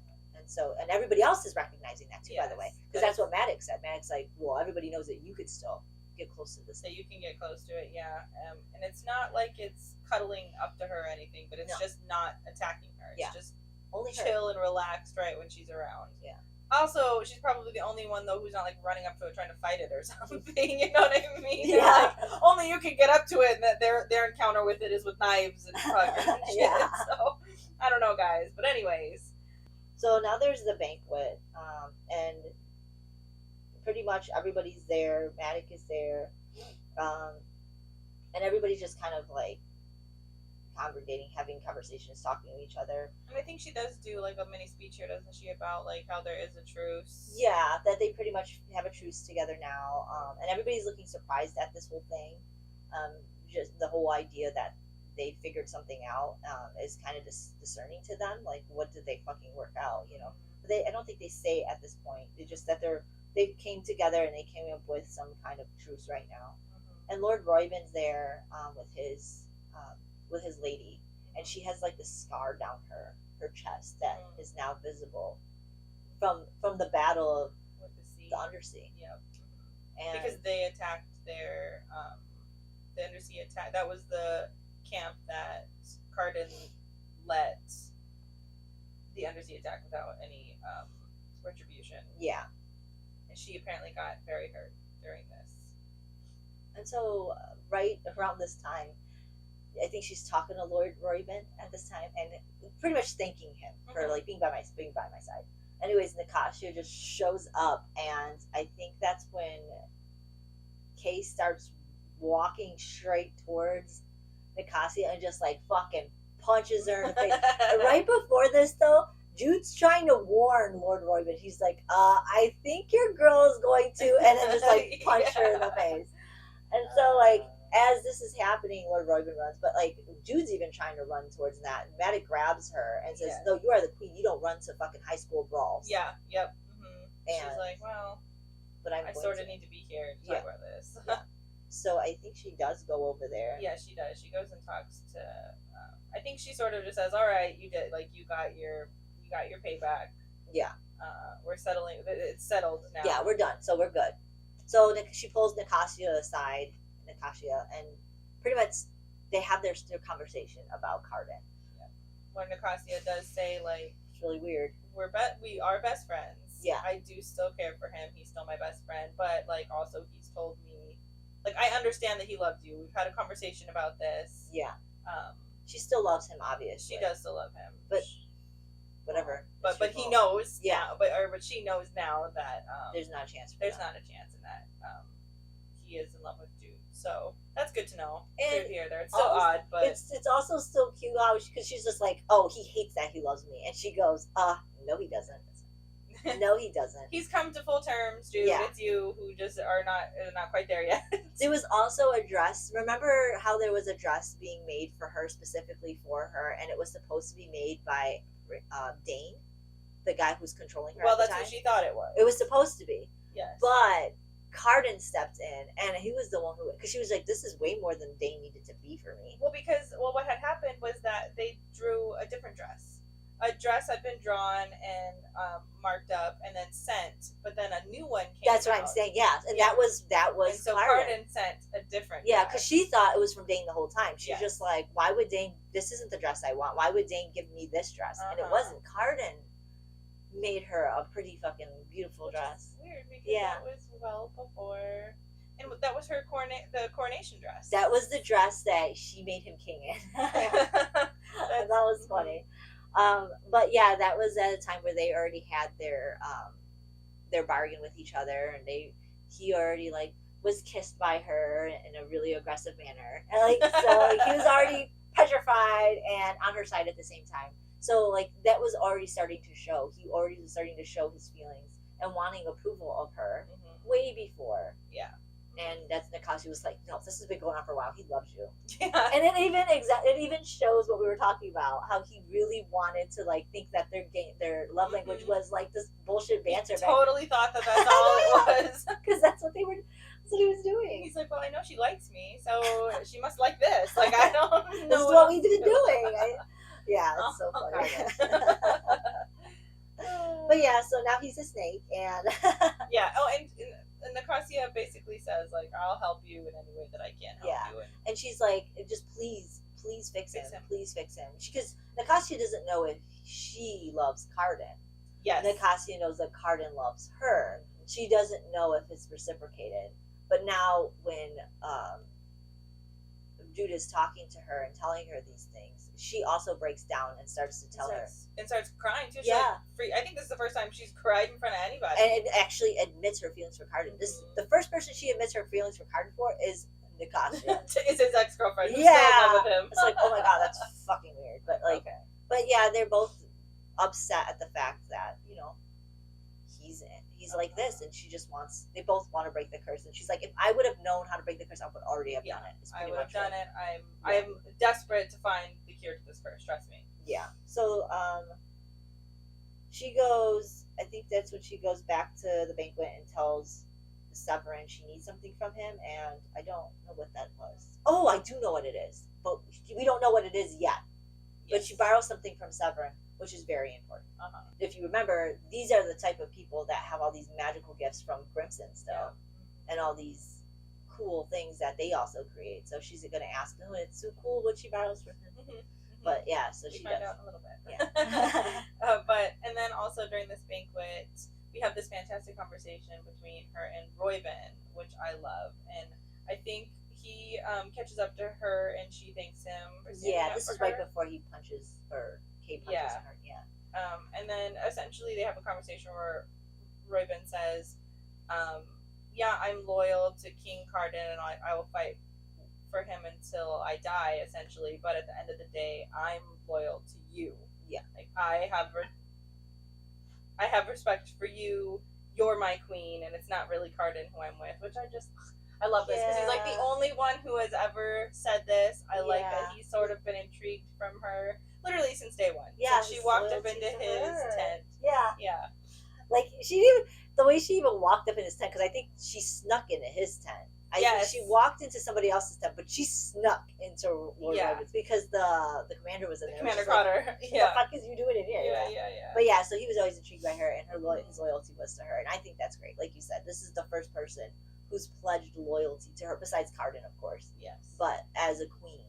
Yeah, as his queen. Well, in all fairness, Grima Mog was literally the first one when she saw the kill her. She bowed down and was like, my queen. Yeah, true. But the first this was before Grima Mog even, too. Yeah, well, before, I mean, he might have, I don't know that he liked her this much. I mean, he liked her, obviously, but he didn't, know, because even at that point. No, he pledged his loyalty to her as not queen, but, so he pledged his loyalty as queen to her as soon as he found out, but he always pledged his loyalty to her, because even when he wanted the favor, the bargain, he went to her. They all went to her. Yeah, well, I certainly think he's favored her. Yeah, 100%. He didn't really. I wouldn't say he pledged his loyalty to her as queen yet, because he didn't know until recently. Yeah. But his loyalty was to her from the beginning. I love that. Yeah, I love that he's loyal to her. Yeah, it's great. It's so great, and he seems like a decent dude. A decent lord, and the people that are with him and surrounding him are really cool people. And he also is, the person he's in love with is, I think Kate is mortal. No, isn't she like a fairy? I want to say she was a pixie. Maybe she was. She was like half something. I can't remember. But yeah, she was an. All I know is that she was an unordinary type of person that a lord would usually keep by his side. Maybe, I don't remember, because it could have been. Maybe she was mortal. I know one of them was mortal. Yeah. Out of the two that she talked to. Yeah. One had a mortal. I don't remember what. I couldn't remember either. But yeah, so after that conversation, after the banquet, she goes back to her. I think goes to Cardan's room. Yeah, she goes to Cardan's room, and she contemplates on her choice, because her choice needs to be made tomorrow. Yes. Because they're going to have their thing. And then she falls asleep, and she has a dream where she says that she loves the serpent, and then he eats her. Yeah. And not in the good way. Yeah. He devours her. He devours her. Yeah, it's so sad, because that's the epitome of her dilemma right now. And that's where her sort of insecurities and anxieties manifest a lot, or her weird ass dreams. So it's cool that just to have this little I always forget that throwback at this. Yeah, she always had her weird dreams, some insecurity stuff. Yeah, I forgot all about that. So yeah, so I think that next morning, Taryn comes in the room and finds, like, look what we found in the treasury. Yeah, and it's like some old queen's armor. Yeah, it probably was like the first queen, and that's what they told her. It's not been used. It fits her perfectly, which is fucking funny. Of course, it always does, doesn't it? And yeah, of course. I love that they found this. Yeah, like, you're not coming out there in a dress. You're coming out there in fucking armor, like, and like a queen's armor. Yeah, yes, I love it. That's what she needed. Yeah, and so that like gives her that boost of self-esteem for what she's prepared to do. And I think Roach hands her 3 strands of what looks like silver thread, which is actually hair. I don't know what this comes in play, and I feel like maybe we could talk about that as time goes on, because I don't think it's not important at this moment, but something comes of that, and I have a little bit of issue with what that's about. Yeah, I mean, as far as we are here, I had just assumed that it was somebody's hair for revenge to tie onto that bridle, because somebody done tricked her. Yeah, and I thought nobody tricks Jude. Yeah, and I thought that was also that I don't know what else it could have possibly been. And I want to even say she even takes hairs from Matic. I think, yeah. During the time, she's collecting everybody. Yeah, she's just like, fuck it, I'm taking everybody's hair. Yeah, she's deciding. She's like, who's gonna piss me off at this fucking yeah. So I think event. I think the silver hair is from the Court of Teeth, and she has Maddox's hair. Yeah. So she's ready to rock and roll. Yeah, because she bumped into him at the banquet. Yeah, when Maddox told her no, don't go running to fight. Yeah, she plucked 3 hairs from him. Yeah. So right after that, they tell her that the army is waiting. Mog tells her the army is waiting in case the bridal doesn't work and something goes wrong. Like, they are ready. Yeah, they're amped to go. And I think the plan is that everybody's in this like almost like wooden glen. I agree. It. Like, there's woods around, but there's like a field. There's a field right in the middle. Yeah. It's like a perfect stage for her to be in. It's a perfect battle stages. It's they're luring the snake to that area, and she's supposed to meet the snake out there and bridle him right there. Yes, in front of everybody. In front of everybody, because they're in the stands, the tree stands, all the way around, watching this all go down. And she is still indecisive. She doesn't know I don't think she knows what she's going to do until she gets up to the serpent and has their moment. Because I felt at this time that she was going to bridle him. Because I was like, Jude, don't do it. Jude, don't do it. I was convinced that's what she was going to do. Because she's collecting the hairs. She's collecting She's doing all this stuff. It does seem like she's going to bridle him, but I think in my back of my mind, I was still more concerned. And this is going to sound bad, but I kind of wanted her to bridle him because I didn't want her to kill him. I did want her to bridle him. That was the huge conundrum here. Yeah. I did want her to do it. But I didn't want her to bridle him. I didn't want her to do it. I only wanted her to bridle him to buy her some time. That's insane, because like she had no time to sit here and actually try to find any sort of background to this. And she's not going to be controlled. At this point, she could be safe. She could still bridle him, but just not give him commands. Only keep him safe. And she won't have to worry about Matic and the Court of Teeth because she isn't bound to the snake. She can bound them to the snake and control them. The thing is, though, is like, how is that going to affect Cardin's mind? But I just didn't want her to kill him yet. I just felt like it wasn't. But then when she kept thinking about Cardin being controlled, I was like, she just needs to let him go. That's the thing that killed me. Like, because it felt like her mind was set up that she was going to bridle him so she could do all of those things. But and then as she was getting closer to doing it, I was like, no, just kill him. No, just kill him. And then also because she kept thinking in her head, one of the last conversations they had was where he said, I trust that if I become a monster, you are going to stop me. And she keeps thinking that. And I'm like, yes. You did say that. And you need to kill him now. I know, it's such a roller coaster of emotions, and you feel both of them. You really do. And it's so bad. And it's like, no matter what she would have picked, I would have been like, no, don't do it, do the other one. Yeah, but then, like, if you did the other one, no, don't do that either.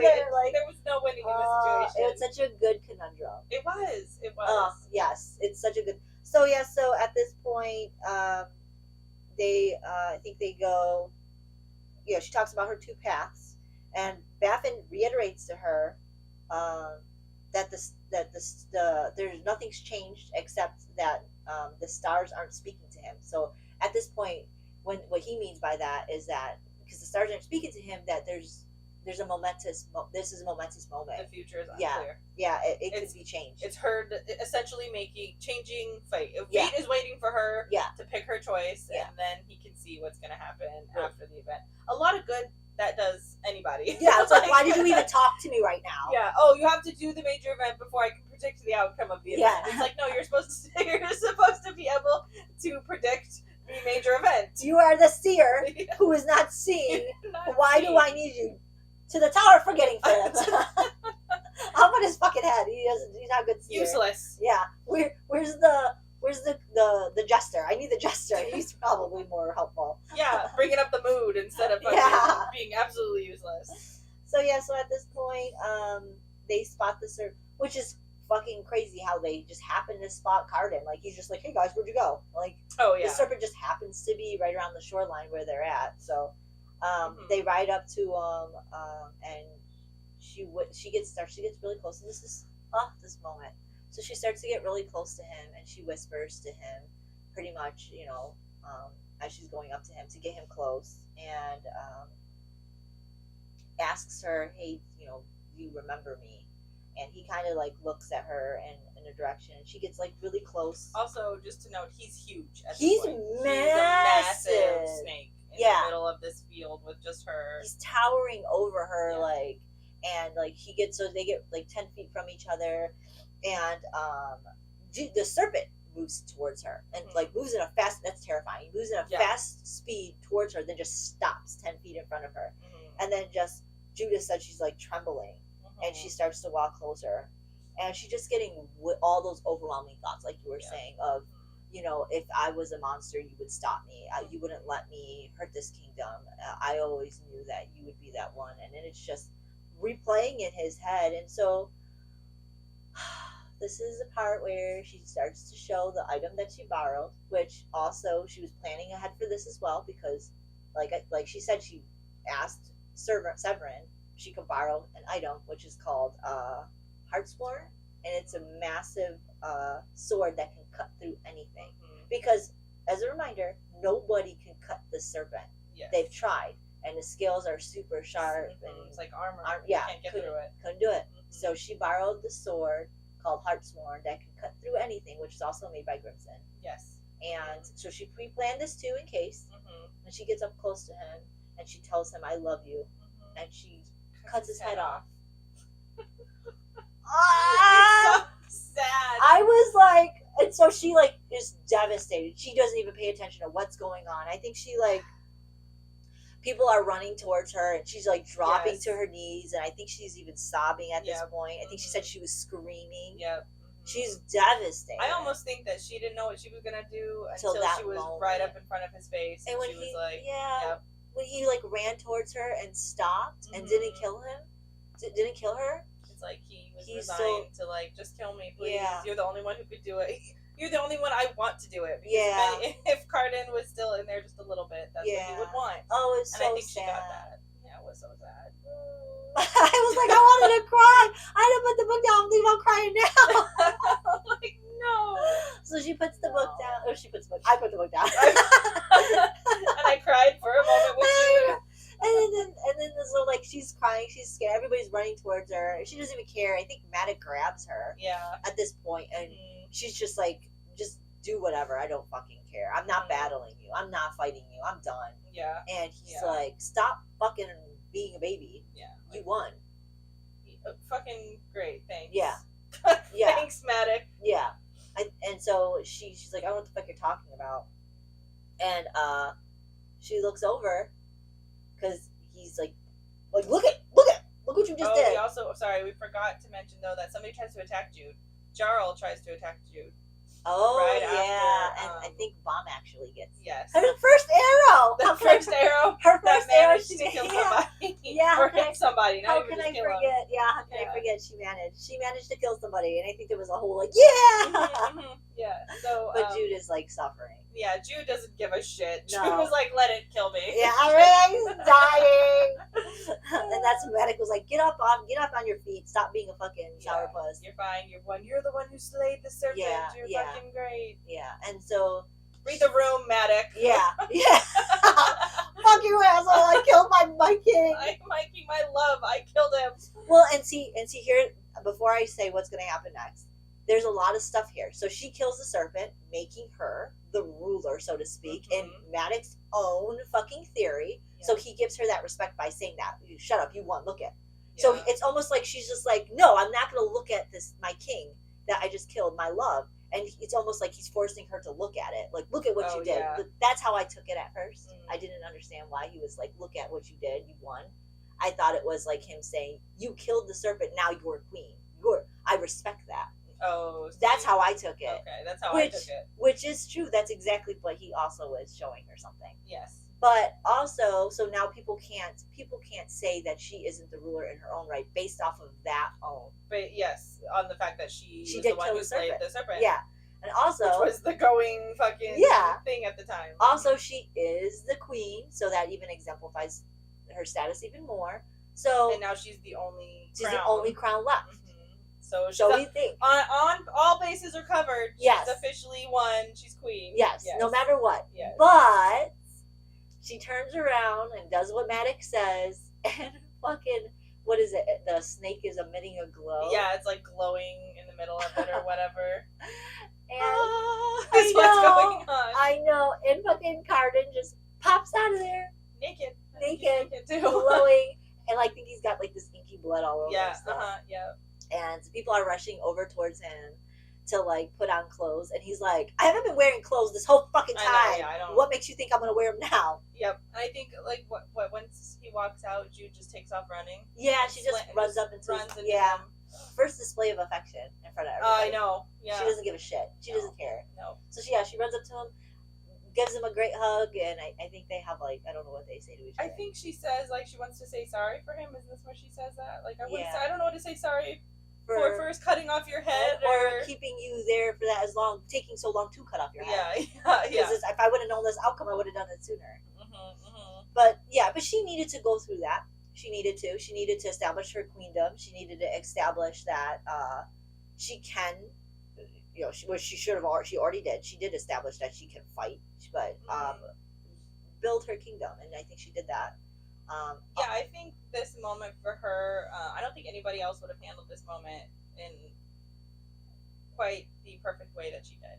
No. Like, Carden can rest assured that if anything were to ever happen to him, his queen has got it under control. Like, there ain't nothing Jude can't do. And I don't think he ever felt like, because she ruled him.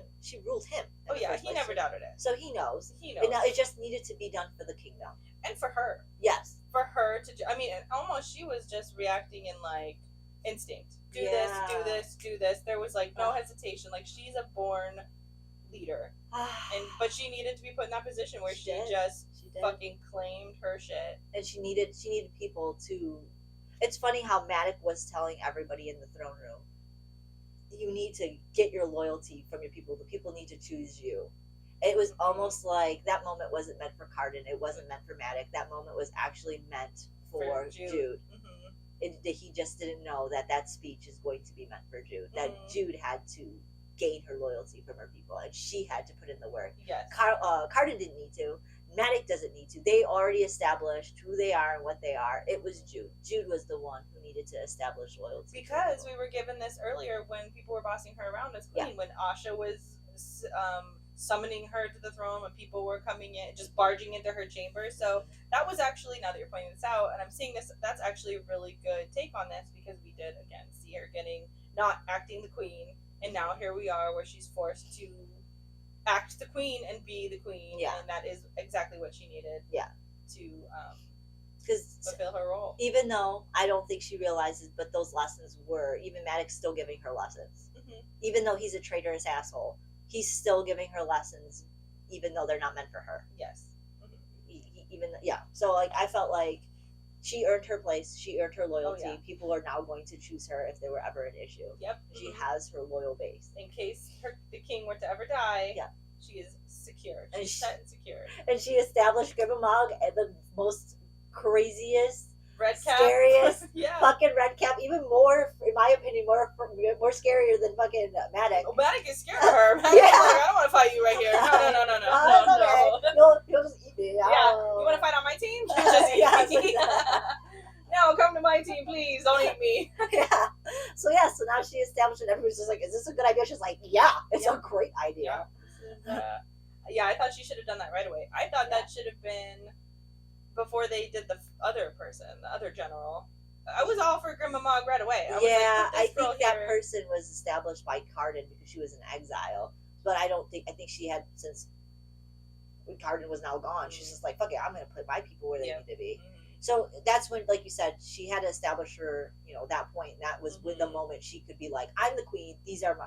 She wasn't there yet, and now she was because of the panic, and she was pushed into that, and she needed it. So she got it. That I think that's why it was necessary. I'm glad she didn't cut Carden's head off as fast as she could have, for many reasons. Because one, I didn't want her to at that time. I was scared for her to do that. I was also scared for her to do that. Yeah. Well, now so they just head to the carriage, and they ride back to the castle. And Carden says that he wants to see the throne room. It's the first thing that he wants to do. And he goes to the throne room, and he takes the two halves. So the throne's been cut into two halves, and he takes them and makes them two thrones because he's the biggest sweetheart on the world. And he asks her, do you like it? I made for you. Oh, he's so adorable. Yeah. Constantly giving golden retriever energy all the time. Oh, so great. I love it. So she just tells her, I love it. It's great. And she has her, now they both have their thrones. I don't Jude goes back to her rooms after this. Yeah. And then Heather is there. Oh, yeah. And Heather tells her that she spoke to Viv, and they still have to go through the bargain. But they had a big fight about it, but now, because she still has to go through with the bargain, so now the plan is that Viv is going to erase her memories and then try to win her back, like date her again. That's like because they have to do the bargain. The bargain is set. They have to. So, but now they just added a little stipulation is in there, and that's going to be perfect. I think that's great. I think it's great too. And then she gets all her memories back if she does. She'll get all of her memories back if Vivian happens to woo her. It's so sad what she says though. She's like, but if she doesn't, this will be the last time. Yeah. Oh, I was like, no, I love Heather. If I'm being honest, you could have literally taken this whole Viv and Heather situation completely out of this book, I would not have missed it at all. Like, I don't really care. I think it's cute though. I think it's cute. I just don't care. It's definitely an added thing, but I think it gives reason. Well, first, I think the only reason why Heather is necessary is because somewhere Oak needed to go. Yes. Oak needed to go. They needed a place to go back to the mortal realm for. And Heather establishes that home base there. I think that's the only importance. But it does need to be, like, it does add more depth when you have this other second sort of relationship.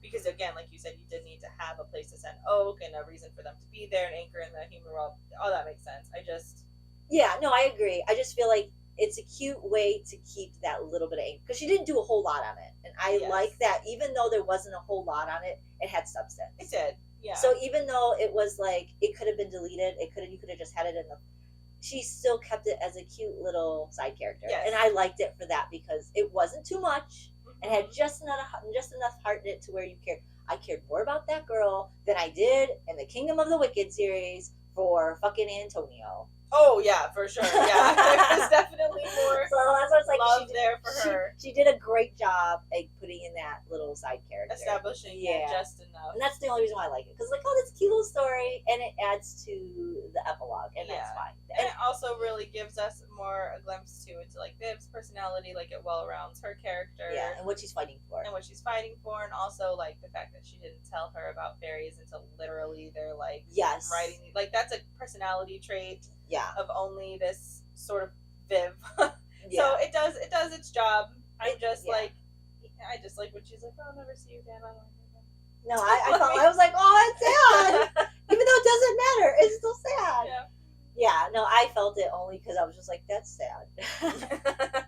It is cute though. I mean, I like the idea that she does have to win her back. Yeah, no, I like that. I like that a lot. So Oriana comes in next. Oh yeah, this is when Oriana starts to actually show like respect for her authority, and bows as soon as she comes in. Yep. But June is like, I don't need that from you. I don't want that. Don't do that. And she's just like, no, you need to understand. You are the queen, and you need to pretty much uphold that stature. I love that people keep telling her this.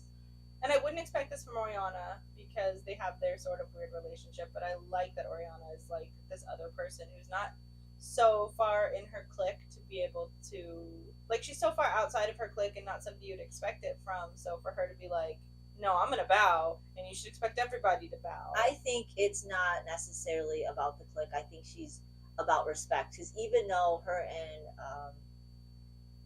and Jude didn't get along, she still has an honor about her. Oh yeah, well that's what I'm saying. Yeah, she's outside of it, so it's almost more impactful. Yeah, but she's just like, it's about the honor. It's about that sort of thing. So you should expect it from everybody as well as everybody. And it doesn't matter what kind of beef we have with each other. I will always respect the fact that you are who you are. Mm-hmm. Even though we might not get along, I will still honor you as a person, as your status. Well, what status you have, not just like the two separate things. You're not gonna just argue with you're not just gonna argue with the queen and then walk in and walk out. No, you bow before. And she's like, and you should, like you said, she should expect that from everybody. Mm-hmm. And I'm glad that Oriana is the one to give her this speech, because there was always something weird about them, their interaction between each other, and it's nice that Jude sees that and understands that, because that's how most of her interactions are with other fae that she doesn't get along with. Mm-hmm. And coming from Oriana gives her that validation, almost to be like, yeah, you're right. But I think Jude is already experiencing that along the way, but she's kind of telling Oriana, like, no, like, there's a different fondness between us. Yes. And she's like, it doesn't matter. It doesn't matter what kind of fondness. I should still respect you. Yeah. Yeah. And I'm glad she told her. I'm glad she told her too, because Oriana is a good sort of in between, because she's her stepmom. Mm-hmm. So it's just more solidifying that, like, it doesn't matter who it is, stepmom, father, sister, you should expect everybody to respect your title. She says, though, I do come here for a reason, not just to come in here to show respect. Yeah. It's, I would like mercy for your father. And Jude's like, I already gave him mercy. He's alive, isn't he? Yeah. He's a traitor. He's alive. That's his mercy. He is in the Tower of Forgetting. Yeah. Is where she placed him. And then after that, they're having a revel. Because they're reveling about everything. They're having a revel. I'm going to make a sticker that says, let's revel about it. I like that. I will put that on everything. Because that's all this court does. No matter what's going on. They're like, you know what? We got to revel. But then, so she needs to go get ready. She needs to bathe. And I think Cardin's already getting bathed first. She goes down to his chambers, I think, hoping to find him. But he's already been bathed and he's gone. Oh, he is already bathed. Okay. And Tatterfelt says essentially that he left, but here's a new bath. It cleans it up for you, new water. So she gets in it. She takes her bath. She gets ready, and then she goes down to the reveling. The revel of all revels. The revel, the ultimate revel. This is the revel. What are they serving at this ultimate revel? Oh my God, so disgusting! They're eating the snake. Ugh. I would not. I don't know why. First of all, it's a curse. So I'm not eating. And it's poisonous too. I'm not eating cursed, poisoned meat. And Cardin's like, I didn't think I was gonna taste so good, or something like that. He's so disgusting. I think he's just fucking around, because he thinks. I don't think he's even eating. No, I don't. Why would he want to eat that? He was trapped in that for, was it like 3 days, I think? Something like that. And okay, I have to say, we kind of forgot about a lot of Grima Mog's commentary and like her quotes. But there was a couple times in battle, she said she's going to eat somebody, like as a threat. Like, I didn't think she really was going to, but she's eating a pile of weird meat. Yeah, well, and then we already mentioned it, but she gave that weird meat soup to Jude after she fell from the rafters. Yeah. So and she's like, don't ever take meat from Grima Mog. Yeah, so she's like eating a pile of weird meat, and Jude's like, I don't even want to know what that is. No. Because she literally said to somebody, she pointed at him and goes, I'm going to eat you. Mm-hmm. It's so fucking gross. I think that would be terrifying. I was just about to say. If somebody was like, we were about to battle, and somebody looked me directly in the face, pointed at me, and says, I'm going to eat you. You better not lose. I'm going to eat you later. Gross. No. Yeah, so she's eating a pile of weird meat. But when Jude comes down, Cardin like is looking at her, gazing at her, and like almost like, I'm gonna say thirsty. He's thirsty. He is thirsty though. This is his queen. He hasn't seen her forever. He's looking good. She's looking good. This is why I'm not understanding why we're reveling. Like, just take a moment to just hang out, you two. Like, I don't know. I think I got home from the carriage. now it's party before we can talk or hang out or relax. Well, still, Carden still doesn't know how she feels because the last thing he said was "I love you" to her, and he just walked out the door. Yes. So they're about to have this conversation soon, but like, and their last interaction was her chopping his head off. Yeah, saying "I love you," but I don't know if he's heard that. I don't know that he heard that either. Because like he even said, well, he'll mention it soon. But yeah, so he's like pretty into this, pretty into her. The serpent meat, so disgusting. Then King Randolin comes up and wants to start talking politics and shit. Yeah, talking about the prisoners, wants to do with them, and he's like, Card's like, no, I'm here to dance with my Jude. So he takes Jude out on the dance floor and they're dancing, and this is where she says, I don't know what to apologize for, cutting off your head or hesitating so long to do it. I can't quite think past how wondrous it is that you're alive. And he says to her, you don't know how long I've waited to hear those words. You don't want me dead. I love that. Yeah, and then right after their little dance, that conversation, he takes her to that secret room where they did it before. Yes, behind the throne room. And she pretty much tells him, like I think spits it out, I love you. Like, blurts it out because she didn't know how else to say it. And he's just like, don't say it out of pity. Yeah. And that hurt my heart. Yeah. That hurt my heart. He still doesn't believe. They both don't believe it. It's like, stop it. Stop it. No. It's the end of the story. We have no more room for this. I know. You guys love each other. Just love each other. Just accept it. It's the last page. Knock it off. It really was. It was like up to the last page. It really was, yeah. Of the book, because there's still the epilogue. But yeah, so he doesn't believe it, and then she finally tells him when she started feeling these feelings, because she didn't. She went into detail, like, this is when I started having these feelings, and then he believed her. He's like, well, you do love me. Because I think she goes back to like their first sort of like the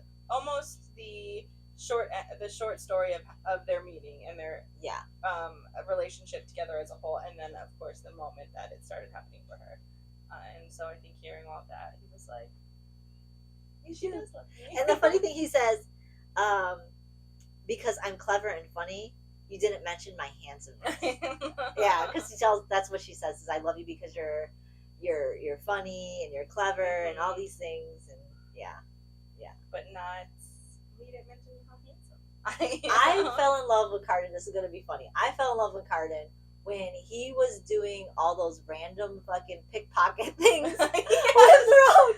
Yes, when he just was like casually flaunting her and stole her ring. That's when I fell in love with Carden. I liked Carden before. I thought he was cute, but I was like, if he were my age, I would fall in love with him so hard at that exact moment, because that is fucking funnily cute. And he's like flaunting it in front of her, and then she just lets him keep it. So I'm like, she's just rolling her eyes at him. That's when she liked him too. I know it. Yeah. But yeah, so that's when she tells him, and he goes.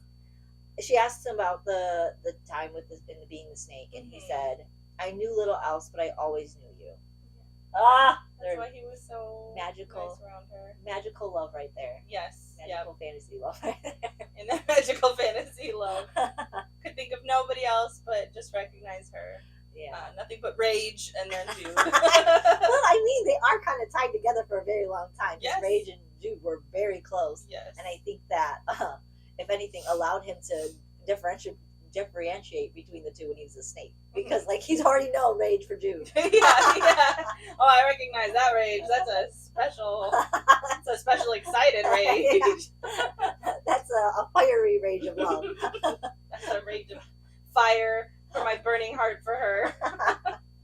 And I think that's pretty much the end of the book. That's the end of the book, and we just go into the epilogue, which is a very short part of Oak places his crown on both the Jude, and it's so cute too, because I think Viv holds him up to put the crown on Jude and Carden, and so they want a new crown now. Yeah, and they want to represent the same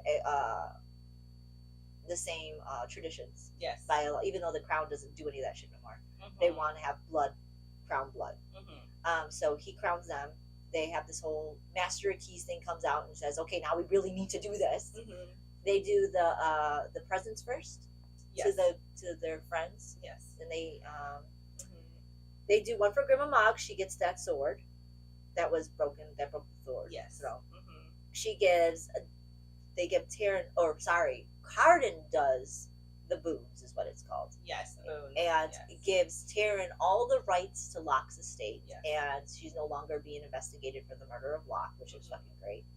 Also, but that's like his friend, so that's kind of weird. But I think Locke was his friend under circumstances, for situational circumstances. I don't think he respected him. Yeah, well, no, because he was out there fucking with him when he knew he liked. And even took his girlfriend Nicasia. That's true. So there was, I don't all think Locke was doing was, I guess, just fucking with him. Yeah, I don't think Locke was, if anything, was one of his favorites. Right. Yeah. I mean, and Jude killed one of his friends too, stuffed them under the bed. Remember? Which I also find odd that like nobody brought that up. Nobody's really talking about the fact that he was fucking killed. Nicasia mentioned it. She mentioned it, but nobody's like talking about it. No one gives a shit. Like people were investigating Locke's murder, but nobody could give a shit about. I don't think he was like a lord of anything. I think he was. He had to have had some sort of station. Maybe not him personally, but his family, because he was. He was with the gentry. I think no one gave a shit because he's a piece of shit. He was killing people. He was killing people. Everyone was just like, okay. Yeah. He was killing people. Finally got his karma. Yeah, that's what I think, because I don't think no one gave it because how shitty he was. Yeah. So Taryn gets, everything on Locke's estate plus her kid. Her kid can have the rights to everything too. Mm-hmm. The Court of Shadows. They are giving a special mask that nobody could see what gender they are, what their voice is. They're pretty much like anonymous.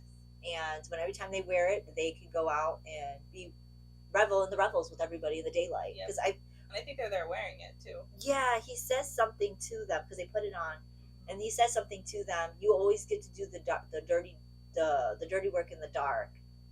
Hang out with us in the light. Yes. It's so cute. I don't know those are exact words, but that's what they do. It is something like that, though. And and the other thing is that they will never be refused a hearth in the kingdom, as far as long as they're there, including the kings. Yes, which is great. And Jude said at that point, I wouldn't even have known who any of them were, except I saw two of them holding hands because their height is even. Yes. Yep. And she said one of them couldn't stop looking at Taryn. I was like, really, Ghost? Yeah, I know. Really, Ghost? Come on, Ghost. You're gonna fuck with the girl who killed her husband? Yeah, Jude's crazy sister? Like, yeah, I wouldn't. Don't bust that. I was like, don't do that love story. Don't do that love story. Don't do that love story. Because so then after that, Jude is supposed to deal with the punishments for the betrayers. And it very short to the point. There's one night doing the dirty work. Yeah. Carden gets to do all the good stuff, and Jude she always does the dirty work. She always does. But she's happy to do so. Yeah. I'm glad she does, because her father's not in this part yet. No. There's 2 nights. Mm-hmm. One night is supposed to be one representing the people who want to the people who are sorry and want to repent, and then the other one is representing the people who are not sorry and don't want to essentially bend the knee. No, they said what they did was right, and they would have done it again. Yes. I thought it was interesting, their punishment. One was the people who wanted to repent were giving a mark, but they were allowed to be in the guard. Yes. They just had a mark. Is it on their hands? I think red. Yes. Just so that it's easy to see who the betrayers were. Yeah, and then the other guys were turned into birds? Yeah. I thought it was funny. It was like red. Was it red bird? There were were they colored? I don't know, but yes, they were turned into birds. I thought they were turned into ravens.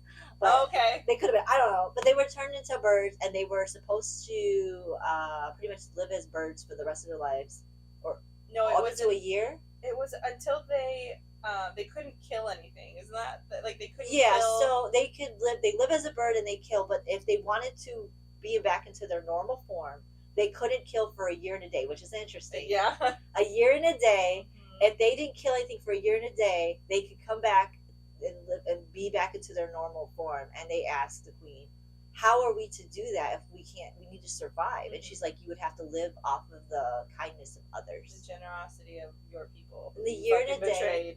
The year to day represents the amount of time she controlled Carden. Mm-hmm. Well, that she would bargain for. Yeah. Mm-hmm. Yeah. But she didn't even do the whole year and a day. No, she did not. Well, she got married instead. She traded her year and a day out. Which is great because it was for her kindness to him.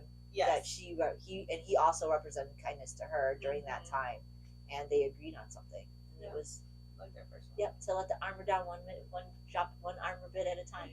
It's cute how it just came around. It is. It's cute. The little what do you call it? I don't know. It's all just very cute. My brain is so fried.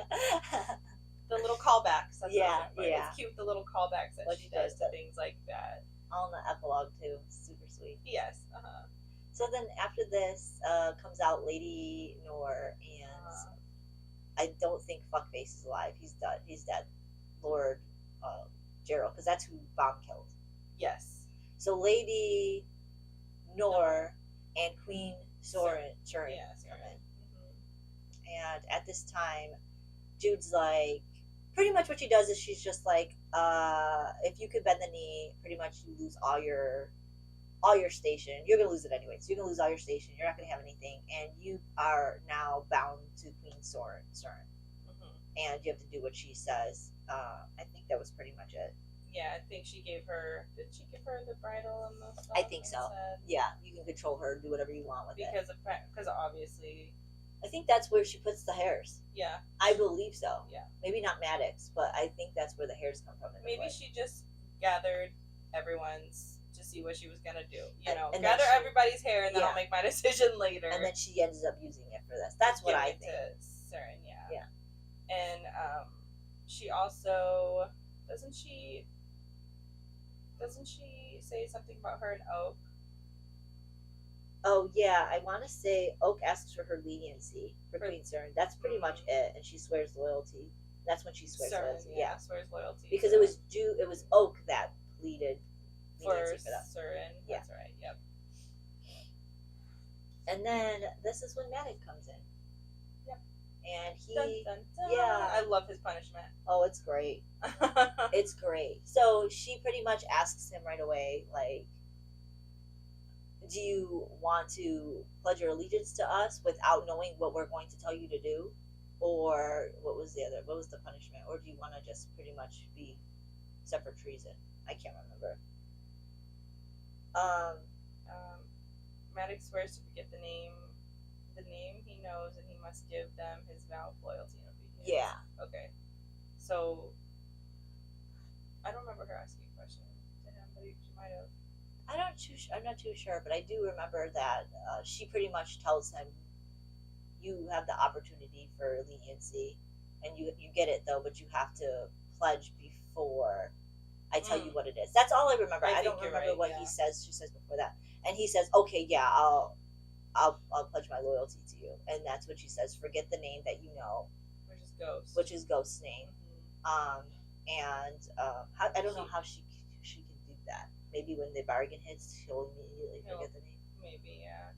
And then that he must give them his vow of loyalty and obedience. So he does. He says, "Yeah, I'll do that. I'll do all that." And then she sentences him. Oh, it's a cool sentence. To live out the rest of his mortal day. She says, "I sentence you to live out the rest of your days in the mortal world and never put your hand on a weapon again." Which is, I'm sure, just devastating to a red cap because his entire life. And that's where his ex-wife went to. That's where his wife, or sorry, it wasn't his ex. His wife fled to was the mortal realm with the girls. So now he's got to do it. Also, I love the fact that he is having to live out the rest of his days in an area that he is not from. In the same way that they had to live out their days in an area that they could not be themselves or be accepted. I mean, it'll be easier for him because people aren't trying to fucking fuck with him and kill him all the time. But it's a great little. I love it. I love it. You can't hurt anybody there, really. If you think about it, like this battle hardened dude is now going to have to, and battle hardened in the fact of magic and death and all this shit, and now he's got to go live in an apartment complex. Some shitty house. He has to do mundane things for the rest of his life. I love it. I think it's fucking hilarious. Yep. So so right after that, I want to say that's it. You have like a little section of them being in the mortal realm. So it's like, I don't know if it's months, days later. I can't remember. I don't know where they say, but Taryn and Jude decide to accompany Viv and Oak back to the mortal realm, and Cardin's like, no, I want to go with you. And that's so cute. Yeah, I think that's cute too. Because I think this is maybe Cardin's like, I don't know how many times he decides to go. This isn't the. I'm gonna say like maybe this third time he's Yeah. going to Mortal World. Yeah. But he's getting to go, like, he's going to actually experience it for fun. It's not Yeah. like he's just going there to be like, where's Jude? Yeah. Where's my girl? No, he's actually going there to, like, hang out with the family. Yeah, and they go and they get, like, pizza or something. Yeah, Oak gives him the weirdest pizza, I think. Yeah, with gross ass toppings. Yes, and isn't this the part where, like, Card's, like, really excited about it and stuff, and Jude says something like, oh, he's probably not going to like it, or he's probably just saying this for show. And Viv looks at her and she's like, you know, he likes it because he's trying to impress you. Yeah. It's just like, they all love each other. They've admitted it, they've said it, and then here he is still like, he's just constantly just trying to impress her and constantly just keep her liking him. Which I think is funny because if we remember what Lady Asha said, that she's going to get tired of her. He's going to grow tired of her when you're not a challenge anymore. And it's constantly him just trying to keep her instead of show her that, you know, look at me, I'm cool. I know, like I'm never gonna go tired of you. Just please love me, love me. You don't have to fight for me to love you. Yeah. I just need to have your attention and you be impressed by me all the time. Because he's just naturally impressed and challenged by her constantly. It's just who she is, and you know, and so that's never gonna go away. That's just who Jude is as a person. Yeah. So Jude has nothing to fear from losing Cardin. And even if so, I don't think Jude would give a shit if Cardin just one day said, "Fuck it." Yeah. She's like, "Well, fine, I got the kingdom." Yeah, fuck you. Yeah, I was just like, "Good luck trying to find somebody better." Yeah, no, there is no one better, Cardin. Yeah, So he loves her. He's stuck with her. They're stuck with each other, and he's just so happy to be there and just wants to be in the mortal realm with her. And I like that he's so accepting of it. Like he's excited for it. Like because the picture of Cardin that we get in the beginning is, oh, he hates mortals. And, oh, he would never lower himself to such a thing. But now here he is eating pizza. He's like excited to see all the random mortal world shit. And it's crazy because he really did have some kind of like soft spot for mortals because he was saving them even when he thought he wasn't appreciative. Yeah, and he had those books from the mortal world saved. So he was just real confused on his feelings. It was really Jude that put everything into focus for him. Yeah. Also, too, during this time, we go back to a little Heather piece. Heather is meeting them for the first time. Heather's meeting them for the first time all over again, and they're pretending to not know her, who she is. And be like, oh, you know, you're gonna love us. That's cute. It's a cute little callback. And so they have a little like toast, and then their toast is to family, to fairyland, pizza, stories, new beginnings, and scheming great schemes. And that's so cute. Great schemes. Yeah, and that was the end of that. I'm sad. I know, it's such a good series. This is the first series I have given all 5s. Yes. I loved every book. So 5. 5? 5 for you. Yeah. 5 for me. 5's all around. Yeah, it's great. It's a great book.